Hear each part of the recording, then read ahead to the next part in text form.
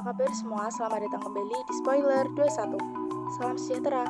Semoga kita semua selalu dalam keadaan yang baik ya. Di video kali ini menceritakan film bergenre action komedi tentang seorang pria yang terobsesi menjadi konten kreator. Namun karena kecerobohannya, ia terpaksa harus terlibat dengan seorang interrogator yang terkenal sadis. Dan inilah alur film The Man from Toronto. Sebuah mobil klasik melaju kencang dan berhenti di sebuah rumah. Seorang pria keluar dari mobil dan berjalan menuju rumah itu. Pria itu seorang interrogator bayaran yang terkenal sadis dan handal. Seperti saat ini, ketika seorang tawanan yang bungkam tidak mau membocorkan informasi, dengan gaya interogasinya yang terkesan simpel, dia dengan mudah mampu membuat tawanan itu buka mulut. Sementara itu di tempat lain, ada seorang pria bernama Teddy. Dia terobsesi menjadi seorang konten kreator. Namun setiap kali dia membuat konten selalu saja berujung pada kekacauan.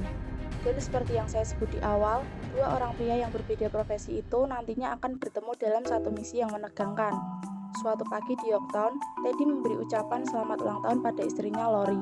Hari itu dia ingin merayakan ulang tahun Lori. Dia sudah menyewa sebuah pondok kecil di Onondaga, Virginia untuk perayaan tersebut. Dia juga berjanji tidak akan mengacaukan ulang tahun Lori lagi. Di Toronto, sang interrogator kembali ke rumah. Saat dia menyiapkan sarapan, sebuah panggilan masuk di ponselnya. Panggilan itu dari seorang wanita yang memberikan order. Ketika dia mendengar besarnya honor dari order itu, dia pun menerimanya. Kembali ke Teddy, dia keluar dari rumah untuk menemui Marty, seorang pemilik sasana. Dia akan bicara dengan Marty tentang ide bisnisnya. Dalam perjalanan menuju tempat Marty, Teddy membagikan brosur ke setiap orang yang ditemuinya di jalan. Sesampainya di sasana Marty, dia menyampaikan ide bisnisnya pada Marty. Namun Marty menganggap itu adalah ide terbodoh yang pernah didengarnya. Marty menunjukkan brosur yang dibuat oleh Teddy. Dia merasa dirugikan karena brosur yang dibuat Teddy tidak berhasil mengundang satu pelanggan pun. Sebab Teddy tidak menyantumkan alamat ataupun nomor telepon di brosur itu. Marty pun memecat Teddy. Lori yang sedang berkemas untuk perjalanan mereka menuju Onondaga bertanya pada Teddy yang baru saja pulang. Lori menanyakan tentang pembicaraan Teddy dengan Marty. Teddy tidak bilang kalau dia dipecat. Ia justru memberi jawaban kebalikan dari yang dikatakan Marty. Saat ini sang interrogator sudah sampai di Onondaga. Dia menuju ke sebuah rumah bernomor 1465 untuk melaksanakan ordernya. Saat itu, Teddy dan Lori juga sudah sampai di Onondaga. Dia menuju ke sebuah tempat spa. Teddy sudah memesan spa untuk Lori sebagai salah satu hadiah ulang tahun. Setelah itu, Teddy pergi mencari alamat rumah yang sudah dipesannya. Dia kebingungan dengan alamat yang dicarinya, karena tinta tulisan alamat itu buram. Ketika sampai di sebuah rumah dengan nomor 1465, dia pun langsung turun dari mobil dan membawa barang-barangnya. Jelas sekali kalau Teddy salah alamat. Rumah itu adalah tempat tujuan dari sang interrogator. Dari dalam rumah, seorang pria memotret kedatangan Teddy. Orang yang menyambut Teddy, sebut saja Jack, keheranan dengan barang bawaan Teddy, yang terlihat aneh untuk seorang interrogator. Namun Jack tidak curiga pada Teddy. Jack mengajak Teddy ke ruang bawah tanah. Teddy yang masih belum tahu dengan situasi yang dihadapinya pun mengikuti Jack. Teddy menyapa teman Jack yang ada di situ. Tapi dia terkejut dan berniat pergi saat melihat ada seseorang yang terikat dengan wajah babak belur. Namun Jack mencegahnya. Jack memperkenalkan Teddy pada Coughlin, orang yang terikat saat itu. Teddy kebingungan, tapi karena kata-kata si Jack, Teddy pun akhirnya mengerti kalau Jack mengira bahwa dirinya adalah sang interrogator. Terlanjur basah, Teddy pun mengikuti alur situasi saat itu. Teddy berusaha menjadi sang interrogator. Dan tak disangka, dia mampu membuat orang yang terikat itu membocorkan informasi. Namun tiba-tiba, FBI menyergap mereka. Jack dan temannya tewas saat baku tembak dengan FBI. Sedangkan Teddy berhasil selamat dan lari dari tempat itu. Tapi sial, kepalanya terantuk ranting yang membuatnya jatuh dan langsung disergap oleh FBI.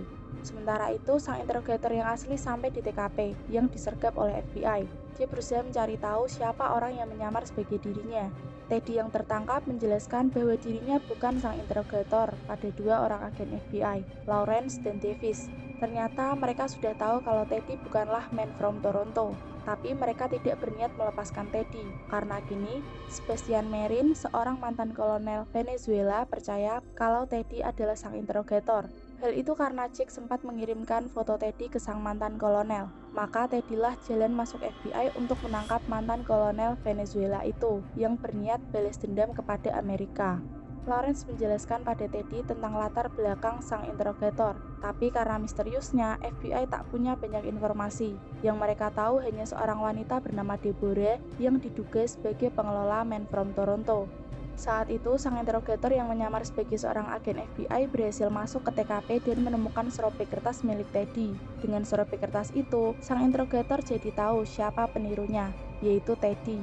Karena tidak ingin mengacaukan ulang tahun istrinya, Teddy menolak kerjasama dengan FBI, tapi FBI bersikeras. Bahkan mereka sudah menyiapkan seorang agen bernama Santoro untuk mengurus Lori. Santoro akan berpura-pura sebagai pelayan pribadi Lori. Melihat rupa dan penampilan Santoro, Teddy tidak bisa menerimanya, karena Santoro jelas akan membuat Lori terpesona. Lawrence memohon kerjasama Teddy, karena ada nyawa yang dipertaruhkan jika misi ini tak dilakukannya. Teddy pun akhirnya mau bekerja sama, tapi dia meminta beberapa imbalan untuk apa yang dilakukannya. Pihak FBI pun menyanggupi permintaan Teddy. Dalam perjalanan menuju DC, Teddy bicara dengan Lori lewat telepon. Dia memberitahu Lori kalau dia mengirim orang untuk mengurus keperluan istrinya itu. Ternyata Santoro sudah bersama Lori. Setiba di Washington, Davis memberi pengarahan pada Teddy. Davis juga memasang alat pelacak di baju Teddy. Tak jauh dari lokasi Teddy dan Davis, sang interrogator nampak sedang mengawasi mereka berdua. Teddy keluar dari mobil dan berjalan menuju tempat pertemuannya dengan Marin. Sang interrogator terus memantau Teddy dari kejauhan. Terlihat banyak sekali agen FBI yang menyamar di sekitar tempat itu. Teddy sampai pada titik pertemuan. Daniela, istri Marin, mengucapkan sandi untuk memastikan bahwa Teddy adalah sang interrogator. Teddy menjawab sandi itu. Meski jawabannya tak sesuai, tapi dia berhasil meyakinkan Daniela kalau dia adalah Man from Toronto. Ternyata Teddy tidak langsung bertemu Sebastian Marin. Dia harus menyelesaikan satu misi lagi untuk bisa bertemu Marin. Daniela membawa Teddy pergi dari tempat itu. FBI hanya membiarkan Teddy dibawa pergi, karena target mereka adalah menangkap Marin. Ketika Davis hendak mengikuti Teddy, tak disangka sang interrogator sudah ada di dalam mobil dan memaksa Davis untuk mengikuti rombongan Daniela. FBI tak bisa memantau dari udara, karena rombongan itu lewat di bawah jalan layang. Hanya Davis yang bisa mengikuti rombongan itu. Namun sang interrogator menyuruh Davis untuk mengecoh FBI. Setelah itu Davis dibuang di tengah jalan. Tujuan Teddy selanjutnya adalah ke Puerto Rico untuk menginterogasi Green yang merupakan rekan Coughlin yang diinterogasinya di rumah 1465. FBI benar-benar terkecoh dan kehilangan jejak Teddy, namun tidak dengan sang interrogator. Dia tiba-tiba muncul di dalam pesawat yang membawa Teddy ke Puerto Rico. Sang interrogator berbicara pada anak buah Marin kalau Teddy adalah penipu. Teddy membantahnya dan balik menuduh. Perdebatan terjadi di antara keduanya. Tapi anak buah Marin percaya kalau Teddy lah sang interrogator yang asli. Perkelahian pun terjadi. Tak sengaja anak buah Marin membunuh pilot. Pesawat mulai kehilangan kendali. Meski demikian, perkelahian masih saja terjadi. Seorang anak buah Marin menembak sang interrogator, tapi meleset dan mengenai kaca pesawat. Hal itu membuat keadaan semakin kacau. Ditambah, Teddy tak sengaja menarik tuas membuka pintu bagasi pesawat, yang membuat sang interrogator dan seorang anak buah Marin terseret keluar pesawat. Beruntung, kakinya terkait oleh tali. Dia berhasil membuat anak buah Marin terlepas darinya, tapi gantian Teddy terlempar dari pesawat dan berpegangan pada tubuh sang interrogator. Sang interrogator berhasil membawa mereka masuk ke dalam pesawat. Dia bergegas mengendalikan pesawat yang sudah dalam posisi menukik ke laut. Setelah pesawat kembali stabil, Teddy meminta maaf pada sang interrogator. Dia menjelaskan bahwa kejadian itu bukanlah kesengajaan. Ini semua karena dia salah alamat yang menyebabkan dirinya harus menjadi sang interrogator palsu. Sang interrogator membuang ponsel dan pelacak yang dibawa Teddy keluar pesawat karena dia tak ingin keberadaan mereka dilacak oleh FBI. Sementara itu, Lori yang sedang dalam perjalanan bersama Annie, temannya, menelpon Teddy. Namun karena ponsel Teddy dibuang, Lori pun hanya meninggalkan pesan suara yang intinya malam ini dia mengajak Teddy untuk makan malam di sebuah restoran di Washington, D.C. Kembali ke Teddy dan sang interrogator, mereka berhasil mendarat dengan selamat di Puerto Rico. Sebelum pergi meninggalkan pesawat, sang interrogator memotong selang bahan bakar pesawat. Dia berniat membakar pesawat itu. Setelah menyalakan api, dia pergi keluar pesawat. Pesawat itu pun terbakar dan meledak. Si pengelola menghubungi sang interrogator. Wanita itu bertanya apakah sang interrogator sudah menemukan si peniru. Dia terkejut saat tahu sang interrogator tidak membunuh Teddy. Wanita itu khawatir. Sang interrogator mengulang apa yang dulu pernah terjadi di Minnesota. Wanita itu mengingatkan bahwa dia tidak membayar untuk membiarkan orang hidup. Sang interrogator beralasan karena Marin percaya kalau Teddy adalah dirinya, maka dia butuh Teddy untuk melanjutkan misinya. Beralih ke Miami, seorang pria yang mengaku sebagai man from Miami mendatangi dua orang yang sedang bermain golf. Setelah berbasa-basi sebentar, man from Miami langsung membunuh salah satunya dengan sadis. Selesai membunuh, dia menerima telepon yang memberinya order untuk pergi ke Puerto Rico. Kembali ke Puerto Rico, sang interrogator sedang mempersiapkan Teddy untuk menjadi man from Toronto palsu. Dia mendandani dan membekali Teddy dengan peralatan untuk interogasi. Selesai dengan itu semua, mereka pun berangkat menuju target interogasinya. Saat menegangkan bagi Teddy pun dimulai. Sang interrogator memantau dan memandu Teddy dari tempat lain. Seorang pria menyambut Teddy dengan sandi yang dengan lancar dijawab oleh Teddy berkat panduan dari sang interrogator. Ternyata tugas Teddy kali ini adalah mencari tahu siapa Green yang asli di antara 4 orang tawanan. Dan setelah tahu mana Green yang asli, dia harus membawanya ke DC menemui Marin. Teddy merasa takut tak bisa melakukan tugas itu, namun dia tetap harus melakukannya. Sementara itu, di suatu bandara, man from Miami terlihat turun dari pesawat. Dia sampai di Puerto Rico. Kembali ke Teddy, dia memulai interogasinya. Tak disangka karena kekonyolannya, lagi-lagi dia berhasil mengungkap siapa Green yang asli. Ketika anak buah Marin berniat membunuh tawanan lain, Teddy buru-buru mencegahnya. Saat Teddy mendekat, anak buah Marin melihat sebuah alat di telinga Teddy. Seketika itu, mereka menodongkan senjata ke arah Teddy. Teddy berkilah bahwa dia tuli dan alat itu hanya untuk membantu pendengaran. Anak buah Marin bertanya, dengan siapa dia bicara. Tiba-tiba sang interrogator muncul. Dalam sekejap, semua anak buah Marin tewas oleh tembakan sang interrogator.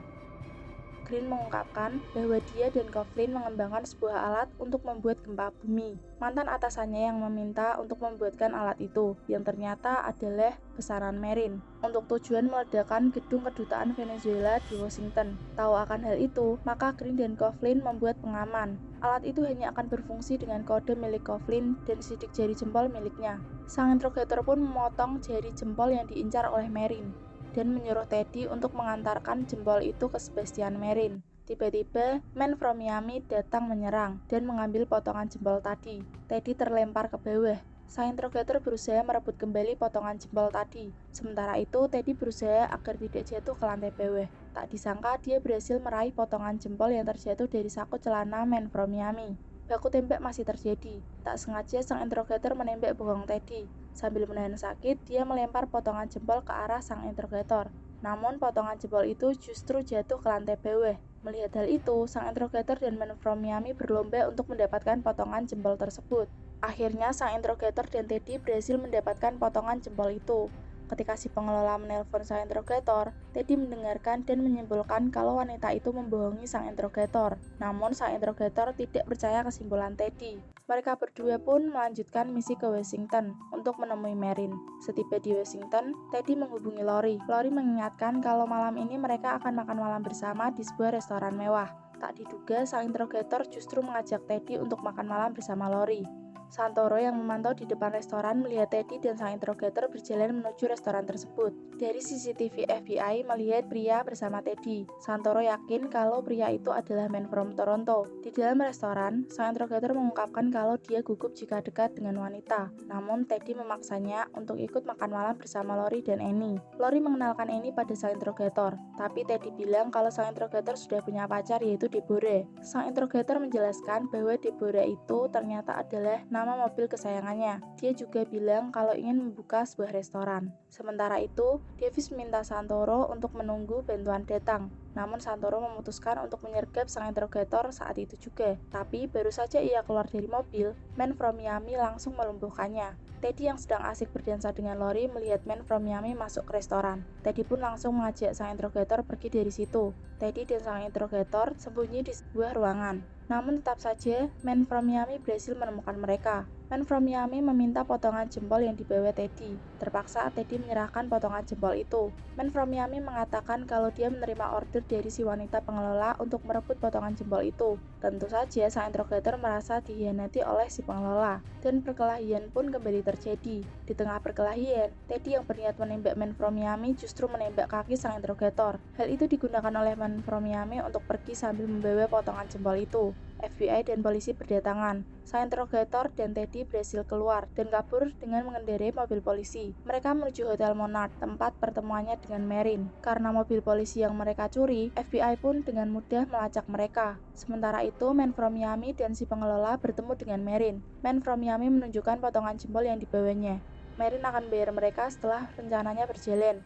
Dalam perjalanan, Teddy bertanya tentang apa yang terjadi di Minnesota. Sang interrogator pun bercerita kalau saat itu dia diberi order untuk membunuh seorang pria. Namun hal itu urung dilakukannya karena dia melihat anak dari pria tersebut di dalam mobil. Dia tak ingin sang anak nantinya akan berakhir menjadi pembunuh sepertinya. Sang interrogator akan berhenti dari profesinya setelah ia mendapat bayaran dari order kali ini. Untuk itu, dia meminta Teddy menjadi sang interrogator sekali lagi, guna mengambil bayarannya.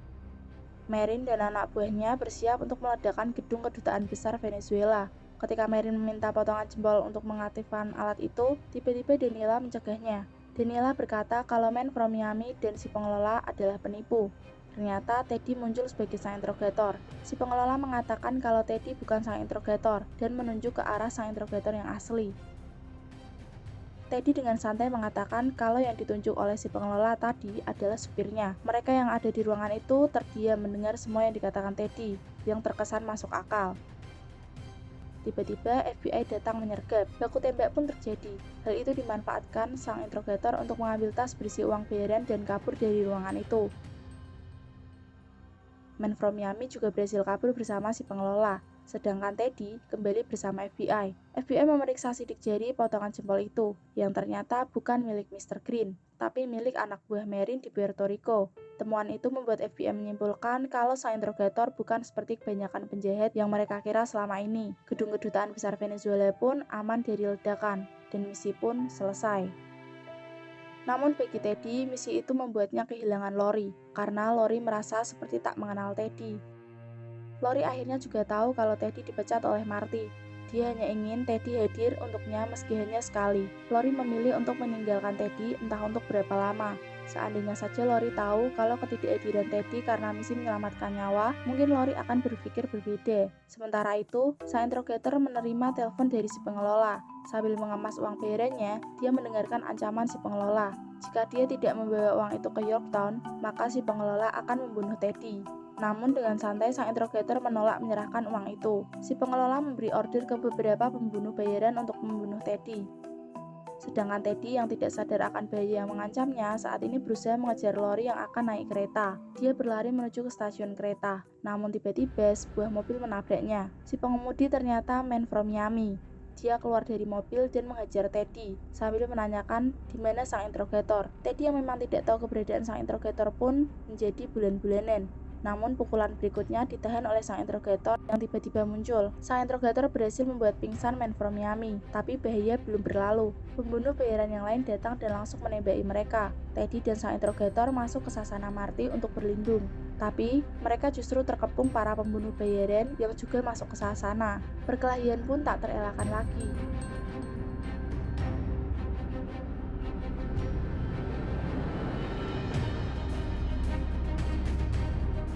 Di ujung perkelahian, Man from Miami menembak para pembunuh bayaran yang sempat membuat sang interrogator dan Teddy terpojok. Tak diduga, Man from Miami yang sedang menodongkan senjata ke sang interrogator terjatuh pingsan karena terkena kepalan tinju Teddy. Ternyata bahaya masih saja mengancam.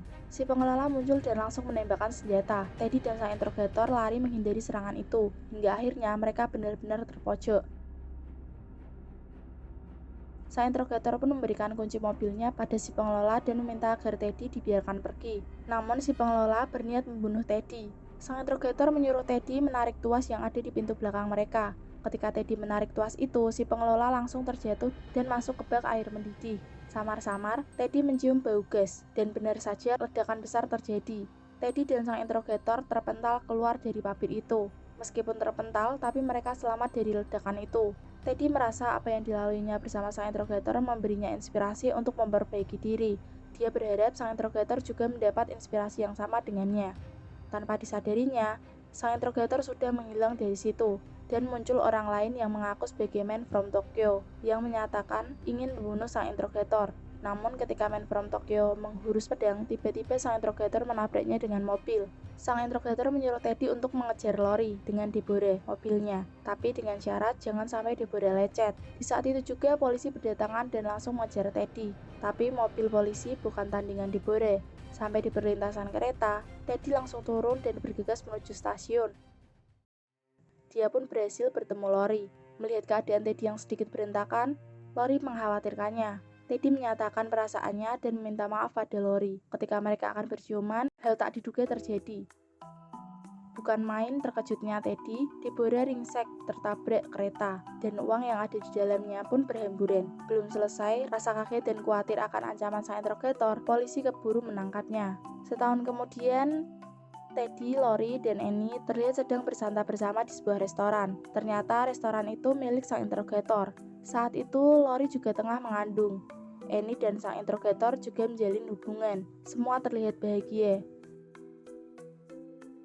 Namun, ternyata sang interrogator masih ingin Deborah dikembalikan. Dan film pun berakhir.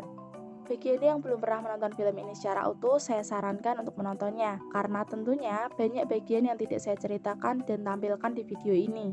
Terima kasih sudah menonton video ini hingga akhir, sampai jumpa di video selanjutnya. Salam.